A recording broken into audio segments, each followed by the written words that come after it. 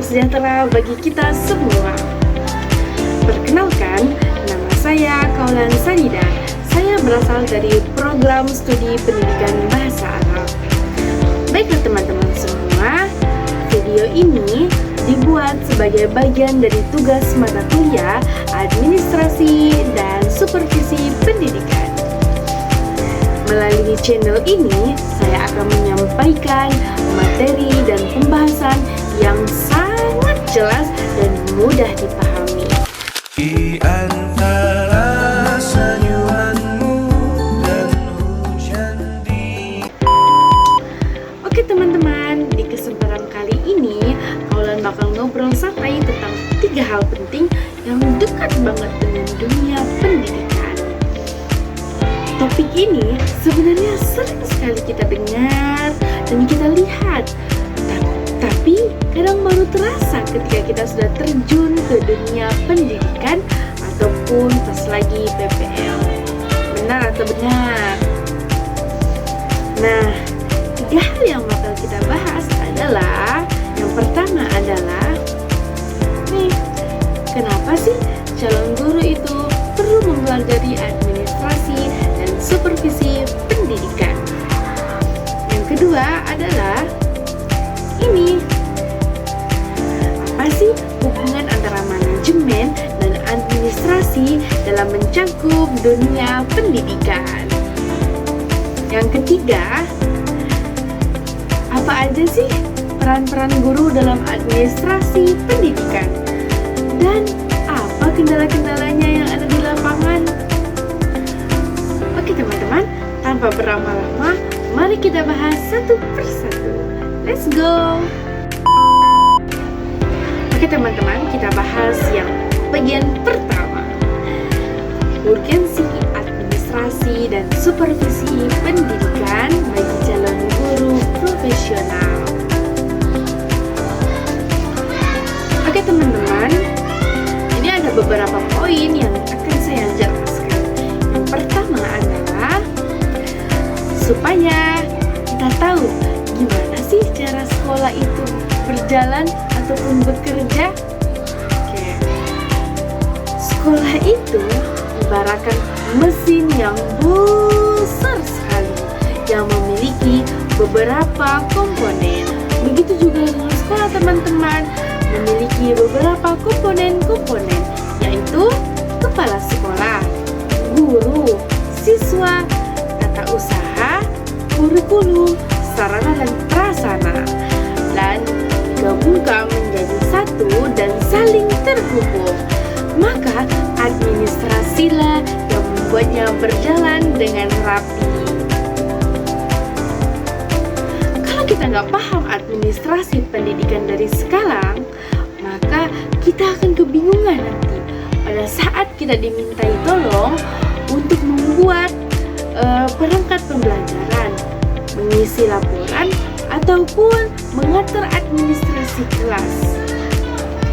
Makanya dari sekarang kita harus belajar supaya nanti kita nggak akan gelagapan.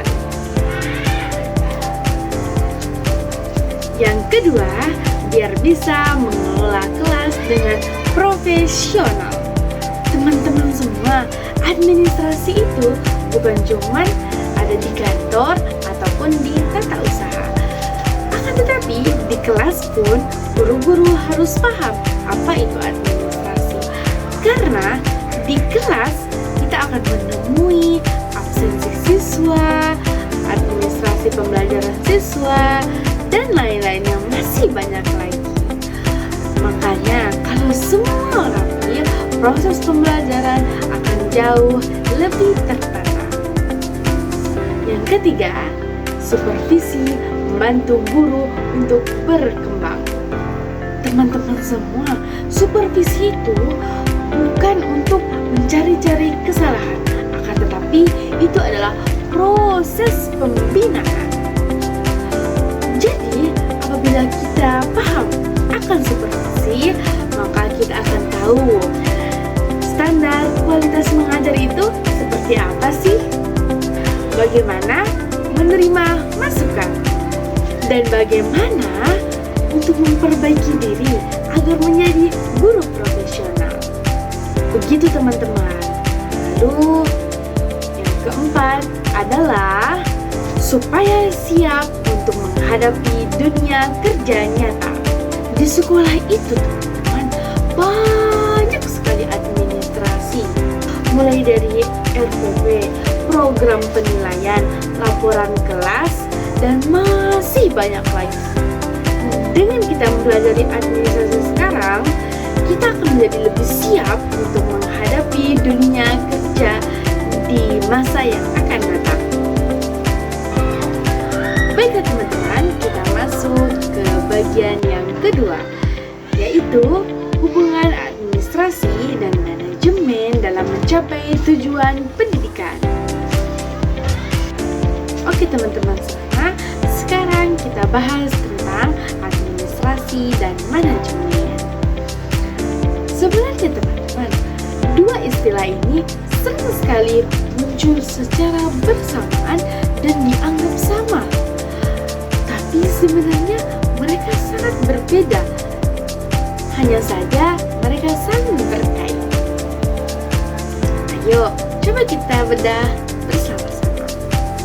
Pertama, administrasi. Kita samakan dengan pengaturan. Administrasi sama dengan pengaturan.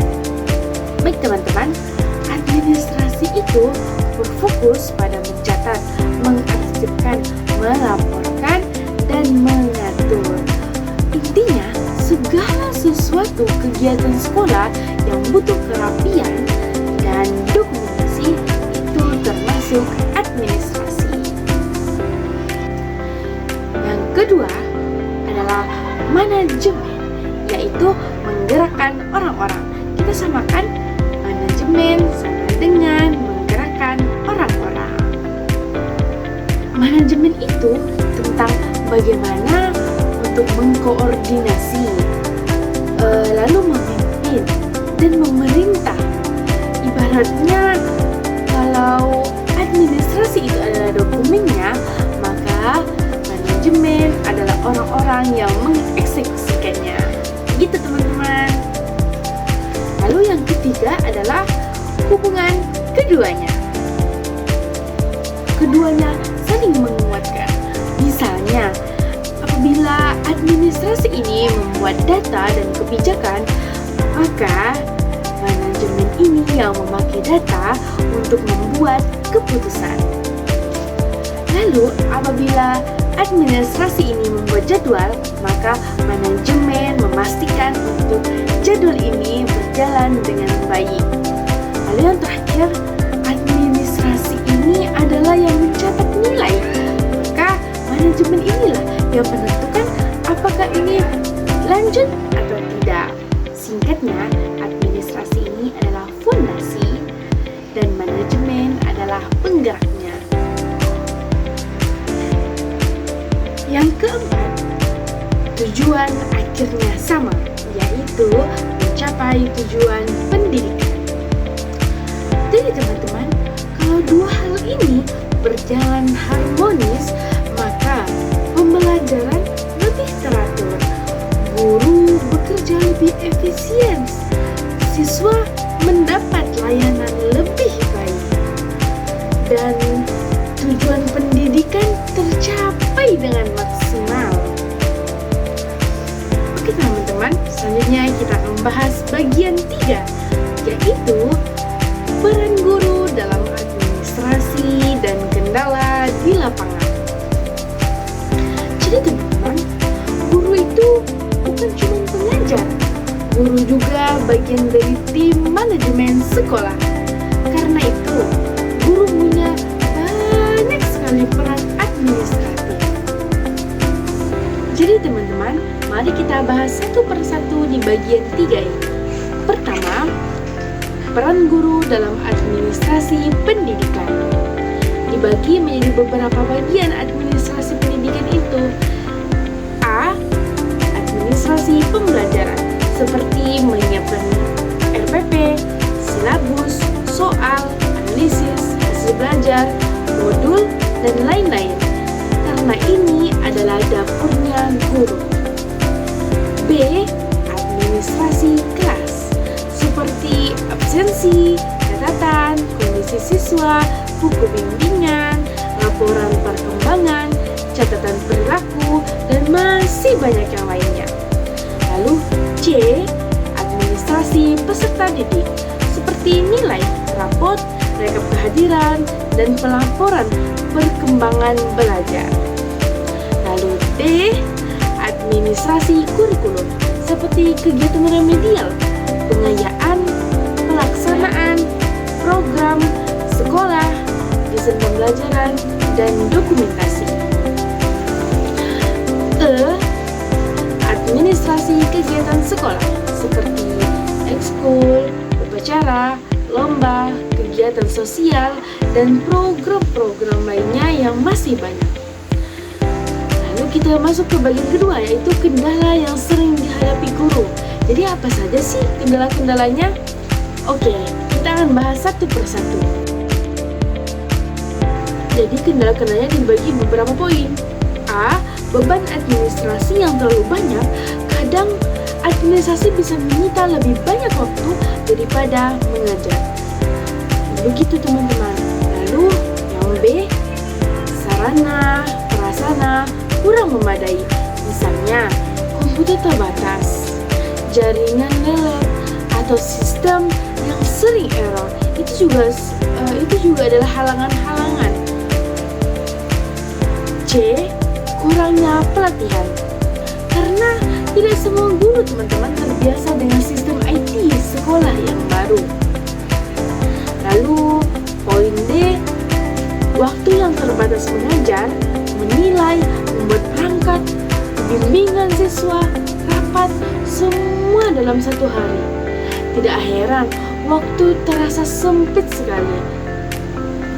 Lalu, yang poin yang ke tumpang tindih tugas. Keadaan guru diberi pekerjaan tambahan yang membuat administrasi makin menumpuk. Maka dari situ kita bisa lihat betapa susahnya menjadi guru profesional. Gitu teman-teman. Jadi teman-teman, dari pembahasan kita hari ini bisa kita simpulkan bahwa yang pertama, calon guru perlu memahami administrasi dan supervisi pendidikan agar siap menjadi guru profesional. Lalu, poin yang kedua, administrasi dan manajemen saling berhubungan dan punya peran penting dalam mewujudkan tujuan pendidikan. Lalu, poin yang terakhir yaitu poin ketiga, yaitu guru memiliki banyak sekali peran administratif. Dan meskipun banyak kendala, peran itu penting untuk mendukung kelancaran pendidikan. Jadi teman-teman, semoga penjelasan ini bermanfaat, mudah dipahami, dan bisa membantu teman-teman memahami materi ini dengan lebih nyaman dan mudah dipahami. Terima kasih sudah menyimak video ini, dan sampai jumpa di video selanjutnya. Saya akhiri. Wassalamualaikum warahmatullahi wabarakatuh. Sampai jumpa teman-teman semua.